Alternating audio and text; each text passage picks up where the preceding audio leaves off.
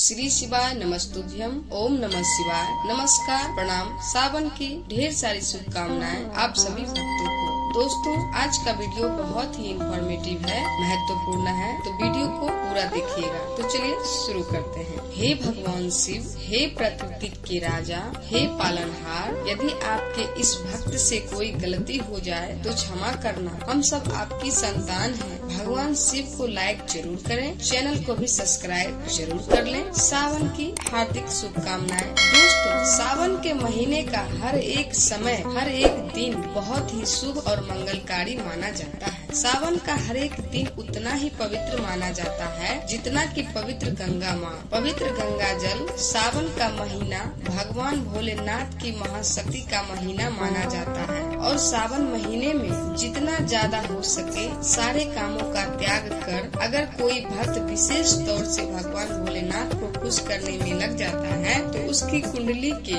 वारे न्यारे हो जाते हैं। साक्षात भगवान भोलेनाथ उसके जीवन में प्रवेश कर जाते हैं और भोलेनाथ का उसके घर में आगमन हो जाता है। इसी वजह से सावन का विशेष महत्व रहता है। विशेष फलों को देने वाला, विशेष बल प्रदान करने वाला, कुंडली को सुरक्षित रखने वाला मात्र सावन सोमवार का व्रत विशेष है। यहाँ तक कि सोमवार का व्रत रखकर, सोमवार का व्रत करके मात्र कुछ ही पलों में, कुछ ही दिनों में हम कर्ज से बच जाते हैं। यहाँ तक कि भयंकर से भयंकर काल सर्प दोष भी दूर हो जाता है। यही वो समय है जिस समय भगवान शिव को जल अभिषेक करने से, पंचामृत अभिषेक करने से राहु दोष, मंगल दोष, शनि दोष, गरीबी का दोष और पितृ दोष, काल का दोष मात्र सावन सोमवार का व्रत रखकर दूर हो जाता है। वहाँ विशेष फल प्राप्त होता है। शिव प्रसन्न होते हैं। माता पार्वती तथा माता लक्ष्मी दोनों हाथों से धन की वर्षा करती हैं। तो दोस्तों, इसी तरह सावन के बारे में बताया जाता है कि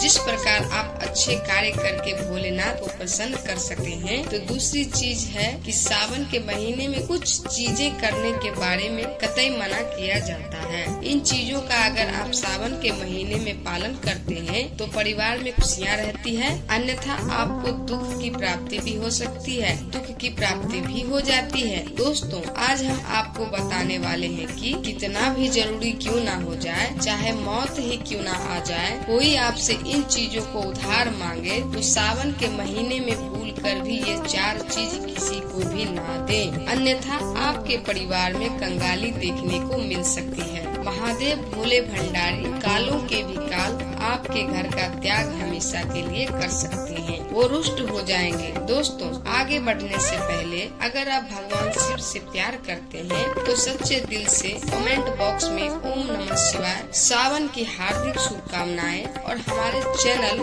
लड्डू वॉइस को सब्सक्राइब करके इस बेल आइकन को जरूर दबाएं और कमेंट में अपनी राशि जरूर डाल दीजिएगा। यदि हमारे पास कोई उपाय होगा तो वह आकर हम आपके कमेंट में रिप्लाई में बता देंगे। दोस्तों, आज के समय में उधार देना या लेना हर व्यक्ति के जीवन में जरूरी सा हो जाता है। कोई किसी को उधार देता है तो इस बात के लिए कि उन्हें उनके जीवन में अच्छी चीजें वापस प्राप्त हो सके, तो कोई इसकी वजह से वह उधार देते हैं, तो कुछ व्यक्ति सामाजिक सरोकार निभाने के लिए उधार दे देते हैं। लेकिन दोस्तों, क्या आप जानते हैं सावन के महीने में अगर आप ऐसा करते हैं तो आपके जीवन में कंगाली विद्यमान हो जाती है, घर में क्लेश बढ़ जाते हैं। कम से कम सावन के महीने में तो ऐसा ना करें। दोस्तों, बात करते हैं सबसे पहली चीज कि सावन के महीने में सबसे पहली चीज तो यह है कि भोलेनाथ से जुड़ी किसी भी प्रकार की कोई चीज आप किसी भी व्यक्ति को उधार ना दें। जैसे कि भोलेनाथ से जुड़ा किसी भी प्रकार का फल, भोलेनाथ से जुड़ा किसी भी प्रकार का वस्त्र, भोलेनाथ से जुड़ी पूजा की सामग्री आप भूल कर भी किसी को उधार या दान के तौर पर भी न दें, क्योंकि माना जाता है कि अगर आप इस प्रकार की सामग्री दूसरे व्यक्ति को देते हैं तो आपके घर से भोलेनाथ दूसरों के घर चले जाते हैं और आपको वह नहीं प्राप्त हो पाता जो भोलेनाथ आपके लिए करने वाले थे। तो सबसे पहले आपको इस बात का ध्यान जरूर रखना चाहिए कि दोस्तों, इसी तरह सावन का महीना धन प्राप्ति का महीना भी माना जाता है।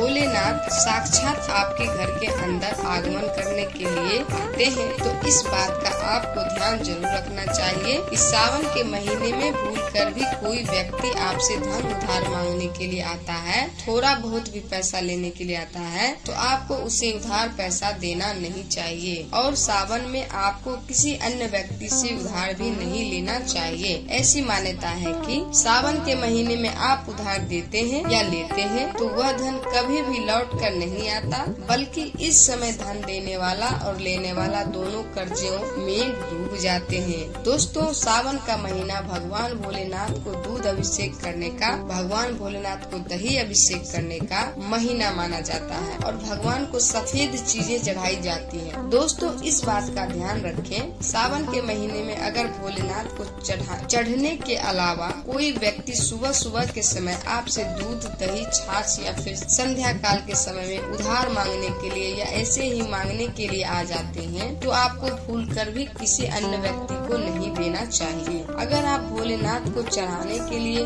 अलावा ऐसा कार्य करते हैं तो मान लीजिए आपके घर की लक्ष्मी दूसरों के घर चली जाती है और साक्षात भोलेनाथ के क्रोध का भी आपको सामना करना पड़ेगा। दोस्तों, आप किसी भी व्यक्ति को गिफ्ट देना चाहते हैं या फिर गिफ्ट के तौर पर कुछ चीजें देना चाहते हैं तो सावन के महीने में भूल कर भी आपको किसी को भी अपनी पहनने वाली घड़ी या फिर बाजार से नई घड़ी खरीद कर आपको नहीं देनी चाहिए, क्योंकि हर व्यक्ति के साथ उसका समय अच्छा या बुरा चलता रहता है। आपको घड़ी किसी से लेने भी नहीं चाहिए। अगर किसी व्यक्ति का समय अच्छा है या आपका भी समय अच्छा चल रहा है और अगर आप किसी अन्य व्यक्ति को अपना समय दे देते हैं तो आपको आने वाले समय के अंदर अच्छे परिणाम देखने को नहीं मिलते। इस बात का आपको जरूर ध्यान रखना चाहिए। दोस्तों, सावन के पवित्र महीने में कुछ ऐसी चीजें होती है जो आपके घर की सुख समृद्धि से जुड़ी होती है, तो ऐसे में वह चीजें किसी भी व्यक्ति को उधार नहीं देनी चाहिए, वह भी संध्या काल होने के बाद। जैसे कि कोई आपसे लहसुन, प्याज, दूध,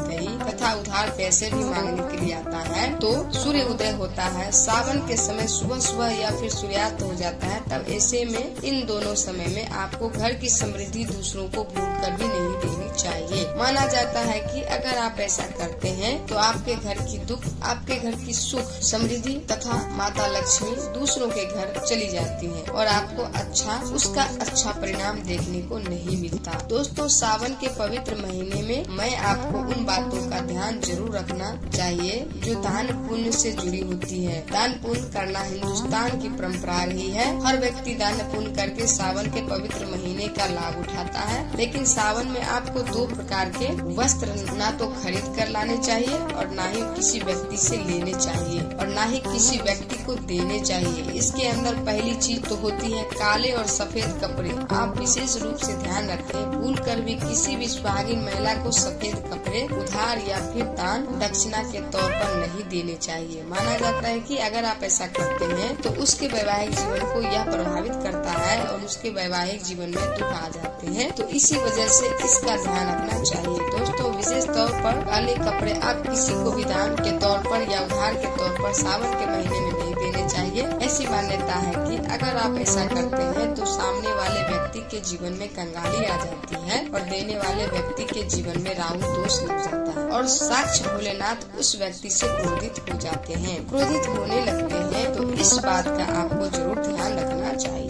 दोस्तों, महिलाओं की आदत होती है कि जब रसोई के अंदर किसी प्रकार का सामान कम या ज्यादा हो जाता है तो अपने आस पड़ोस में मांगने के लिए आ जाती है। तेल, घी या फिर अपने घर की हल्दी या यह तीनों चीजें सौभाग्य का प्रतीक मानी जाती है। जिस घर में यह चीजें होती है, माना जाता है कि सावन के महीने के बाद उसके घर में सुख समृद्धि बनी रहती है। तो सावन के महीने में अपने घर से किसी को भी भूल कर भी इस प्रकार की चीजें आपको उधार ना देनी चाहिए और ना ही लेनी चाहिए। अगर आप यह गलती करते हैं तो देखते ही देखते आपके परिवार पर दुखद परिणाम देखने को मिल सकते हैं और आपके घर की सुख समृद्धि दूसरों के घर चली जाती है। दोस्तों, सावन के महीने में बासी रोटी दान नहीं करनी चाहिए, ना ही किसी जानवर को खिलानी चाहिए। चाहिए। बासी रोटी हमेशा बासी ही कहलाती है, इसीलिए अगर आप भोले बाबा की कृपा पाना चाहते हैं तो ऐसे में ताजी रोटी तथा ताजे बने चावल ही खिलाने चाहिए। इससे भगवान भोलेनाथ बहुत खुश होते हैं। दोस्तों, सावन के महीने में अगर आप किसी व्यक्ति को दान देने की सोच रहे हैं तो आप नए कपड़े दे सकते हैं, लेकिन ध्यान रखें काले और सफेद कपड़े ना दें जो आपके अपने पहने हुए हैं, और अपने पुराने कपड़े भूल कर भी किसी को दान के तौर पर या फिर पहने हुए कपड़े किसी को भी ऐसे ही नहीं देने चाहिए।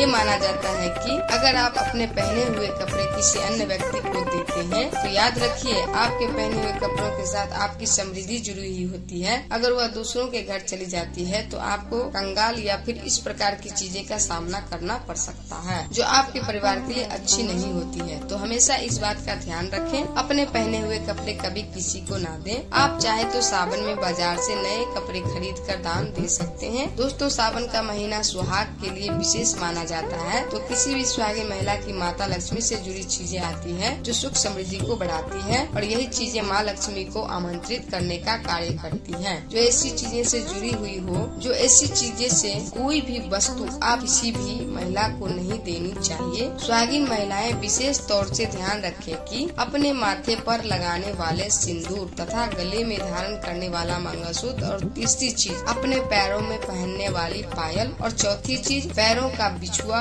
और चूड़ी सुहाग का प्रतीक मानी जाती है। दोस्तों, यह 5 चीजें किसी भी सुहागिन महिला को भूलकर भी ऐसे ही चाहे आपकी बहन ही क्यों ना हो पहनने के लिए नहीं देनी चाहिए, और न ही किसी अन्य महिला की पहनने के लिए आपको लेनी चाहिए। इस बात का आप ध्यान रखें तो निश्चित तौर पर आपको इसका प्रभाव देखने को मिल जाएगा, और देखते ही देखते भोलेनाथ की विशेष कृपा भी आपको देखने को मिल जाएगी। दोस्तों, जो व्यक्ति सावन के महीने में डेली वाले नमक को दान करता है तो उसके वारे न्यारे हो जाते हैं। भगवान भोलेनाथ का उसके ऊपर सदा बरसती है। सावन में नमक का दान हर हाल में आपको करना चाहिए। अगर आपको सुख समृद्धि की इच्छा है, भगवान भोलेनाथ की असीम कृपा पाना चाहते हैं तो सावन में नमक का दान करना ना भूलें। नमक का दान करने से पहले उसमें दक्षिणा अवश्य डालें तथा थोड़े चावल भी दान करें। नमक का दान सर्वश्रेष्ठ माना जाता है। आप रातों रात अपना भाग्य बदल सकेंगे। दोस्तों, अगर आप वाकई में भगवान शिव से प्यार करते हैं तो कमेंट बॉक्स में हर हर महादेव अवश्य लिख कर जाएं। भोले बाबा आपकी सभी मनोकामना अवश्य पूर्ण करेंगे। महादेव के लिए एक लाइक तो बनता है, और हाँ, चैनल को सब्सक्राइब करना ना भूलें। घंटे के बेल आइकन को भी